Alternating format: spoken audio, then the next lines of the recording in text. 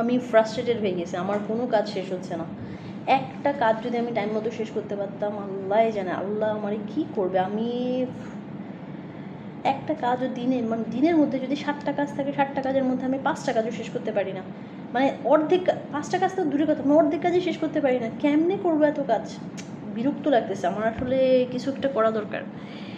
আসলে ভাই আপুরা যারাই আছেন, সেটা হতে পারে ফ্যামিলিতে থাকতেছেন যারা, যারা কাজ করতেছেন, যারা স্টুডেন্ট, অনেকেই হতে পারে। সবারই একটা সমস্যা common, very very common, like too common I would say. প্রথম হচ্ছে যে তারা তাদের দিনের কাজগুলো শেষ করতে পারে না সঠিকভাবে।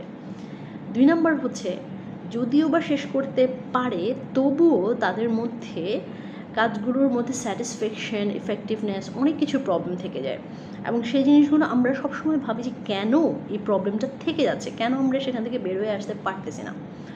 2 নম্বর বিষয়টা হচ্ছে, 3 নম্বর বিষয়টা হচ্ছে, সেটা হচ্ছে যে কাজগুলো ইফেক্টিভলি মানে করা হচ্ছে না। মানে কাজের যেই একটা পারফেকশন থাকে না, পারফেকশন রেটটা অনেক কম।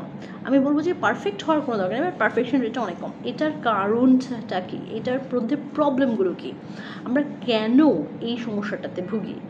প্রথম যে বিষয়টা হচ্ছে সেটা হচ্ছে আমরা কাজের জন্য কোনো অর্গানাইজেশন মেনটেন করি না।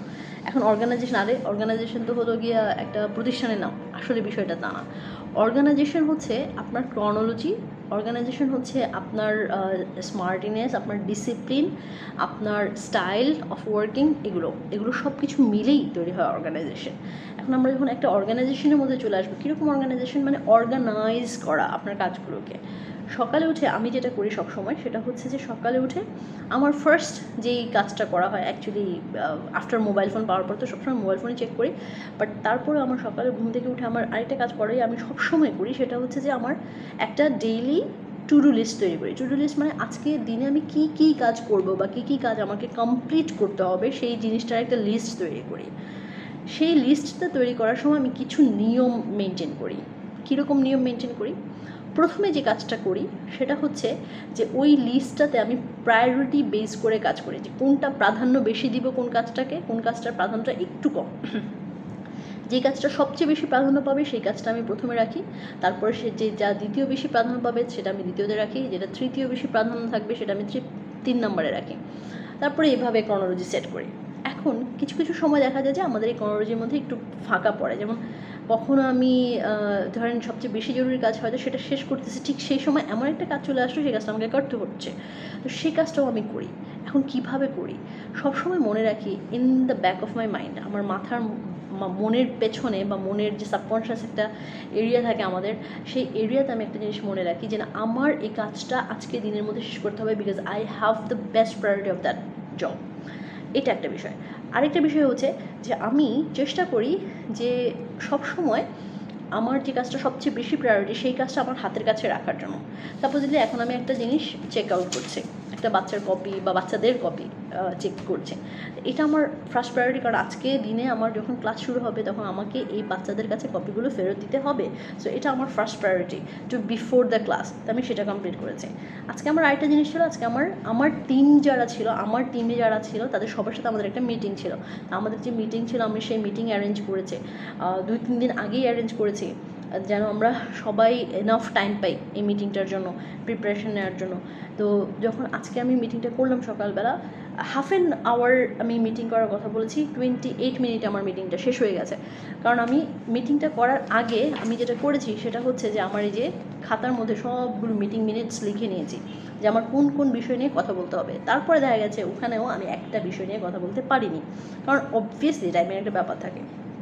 কথা বলতে পারতাম, বাট আমাদের আরেকজন টিচারের ওনার ক্লাস ছিল, সো স্বাভাবিকভাবে আমি তার ক্লাসটা নষ্ট করে আমার ক্লাসটা আমার অযথা মিটিং আমরা চালিয়ে যাব না, ওই কথাটা আমি ইমেলও করে দিয়েছি। এবং ইমেল যখন করেছি তখন এই প্রত্যেকটা বিষয় যেগুলো আমরা কথা বলেছি, যেগুলো তো আমরা ডিসাইড করেছি, সেই জিনিসগুলো 1 2 3 4 5 6 এভাবে করে সবগুলো সেট করে দিয়েছে। তাতে কি হলো, ওই ইমেলটা রয়ে গেল, ওই ইমেলটা আমাকে রিমাইন্ড করে দিবে যে আমার এই কাজগুলো পেন্ডিং আছে, আমার এই কাজগুলো করতে হবে। এবং ওগুলো আমার যেহেতু ইম্পর্ট্যান্ট ইমেল, সেহেতু ইম্পর্টেন্স দেওয়া আছে এবং ইম্পর্টেন্ট ইমেলের ওখানে সেট করা আছে। ঠিক সেরকমভাবে যদি আপনি আপনার জন্য একটা ডেইলি রুটিন করে নেন, প্রতিদিনের রুটিন, ডেইলি রুটিন বলতে আমি সকালে উঠে দাঁত ব্রাশ করলাম, 5 মিনিট হাঁটলাম, 10 মিনিট খাইলাম, এরকম না। ডেইলি রুটিন বলতে আপনার কাজের রুটিনটাকে বলছি আমি। মানে আপনি যেই কাজগুলো আজকে দিনের মধ্যে করতে যাচ্ছেন সেই কাজগুলোকে সেট করে নেওয়া। As I M a teacher, আমি টিচার হিসেবে বলছি, আমি টিচিংয়ের জন্য যেই ম্যাটেরিয়ালসগুলো তৈরি করতে হবে, সকালবেলা ঘুম থেকে উঠে সবার আগে ওটা ঠিক করছি যে এই ম্যাটেরিয়ালসগুলো আমি আজকে বাচ্চাদেরকে দিব, এই ম্যাটেরিয়ালসগুলো আমার আজকে ঠিক করে ফেলতে হবে, আজকে আমার কপি চেক করে ফেলতে হবে ওদেরকে দেওয়ার জন্য। তো সেটা ডান। তারপর হচ্ছে আমি যেহেতু আবারও বলি আমি যেহেতু টিচার, সেটা আরেকটা জিনিস আমি ঠিক করেছি, সেটা হচ্ছে যে বাচ্চাদেরকে কীভাবে হেল্প করতে পারবো, কোন কোন বিষয়গুলো আমাকে টক আপ করতে হবে, সেটা কী করেছি আমি হাইলাইট করে ফেলেছি আরেকটা জিনিস আরেকটা জায়গায়। তো এই যে এই কাজটা আমি করেছি, আমার আজকে দিনের মধ্যে আমার এই কাজটা করলে হয়ে যাবে। আরেকটা হচ্ছে আমার রাইটিংয়ের একটা টাস্ক বাকি আছে আমার নিজের, সেটা পার্সোনাল ওয়ার্ক। সেই কাজটার জন্য আমি আমার পার্সোনাল ল্যাপটপ আজকে অফিসে নিয়ে আসছি। আমি কী করব, আমার কাজের ফাঁকে ফাঁকে আমি পার্সোনাল কাজটা করতে থাকবো, আমার কাজের ফাঁকে ফাঁকে আমি পার্সোনাল কাজটা করতে থাকবো। হ্যাঁ, আজকের মধ্যে না হলে আমি কালকের মধ্যে শেষ করব, বাট আমাকে আজকে 2 দিনের মধ্যে শেষ করতে হবে এবং সেটা আমার মাথায় আছে। তো আমি সবাইকে বলবো যারা ডেইলি রুটিন করে না এবং যারা ভাবতেছে যে তাদের ডেইলি রুটিন আছে তারপরেও শেষ হয় না, কারণ হচ্ছে তারা সঠিকভাবে প্রায়োরিটি মেনটেন করে কাজগুলোকে করে না। অবশ্যই আপনি আপনার প্রায়োরিটি মেনটেন করে কাজগুলোকে করেন, অবশ্যই আপনি আপনার একটা টু ডু লিস্ট তৈরি করেন।